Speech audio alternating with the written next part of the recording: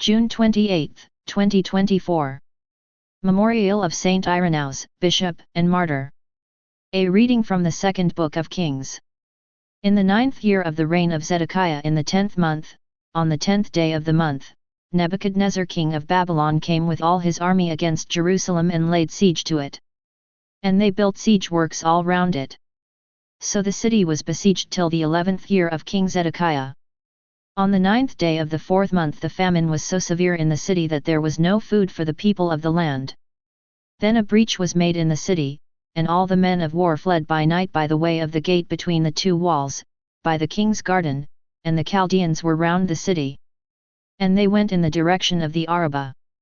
But the army of the Chaldeans pursued the king and overtook him in the plains of Jericho, and all his army was scattered from him. Then they captured the king and brought him up to the king of Babylon at Riblah, and they passed sentence on him. They slaughtered the sons of Zedekiah before his eyes, and put out the eyes of Zedekiah and bound him in chains and took him to Babylon. In the 5th month, on the 7th day of the month that was the 19th year of King Nebuchadnezzar, king of Babylon, Nebuzaradan, the captain of the bodyguard, a servant of the king of Babylon, came to Jerusalem.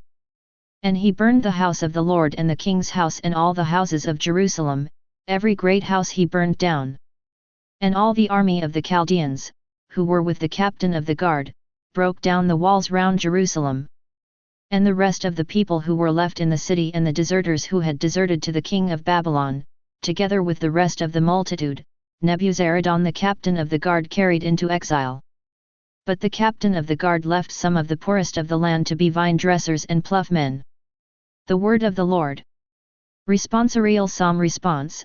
O let my tongue cleave to my palate if I remember you not. By the rivers of Babylon. There we sat and wept, remembering Zion. On the poplars that grew there, we hung up our harps.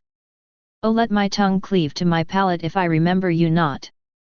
For it was there that they asked us, our captors, for songs. Our oppressors, for joy. Sing to us, they said, one of Sion's songs. O let my tongue cleave to my palate if I remember you not. Oh, how could we sing the song of the Lord on foreign soil? If I forget you, Jerusalem, let my right hand wither. O let my tongue cleave to my palate if I remember you not. O let my tongue cleave to my palate if I remember you not. If I prize not Jerusalem as the first of my joys. O let my tongue cleave to my palate if I remember you not. Alleluia, Alleluia. Christ took our illnesses and bore our diseases. Alleluia, Alleluia. A reading from the Holy Gospel according to Saint Matthew. When Jesus came down from the mountain, great crowds followed him. And behold, a leper came to him and knelt before him, saying, Lord, if you will, you can make me clean. And Jesus stretched out his hand and touched him, saying, I will, be clean. And immediately his leprosy was cleansed. And Jesus said to him, see that you say nothing to anyone, but go, show yourself to the priest and offer the gift that Moses commanded, for a proof to them. Every tree that does not bear good fruit is cut down and thrown into the fire. Thus you will recognize them by their fruits. The Gospel of the Lord. Reflection. Friday, 12th week in Ordinary Time. Lepers in the time of Jesus were the untouchables. They could not be touched for fear of contagion. Through touch, their disease could pass to other members of the community. The community protected itself by ensuring that lepers lives apart, with only other lepers for company. In this morning's Gospel, however, Jesus did not hesitate to touch the leper. He would not be contaminated by the leper's touch. Rather, his touch would heal the leper.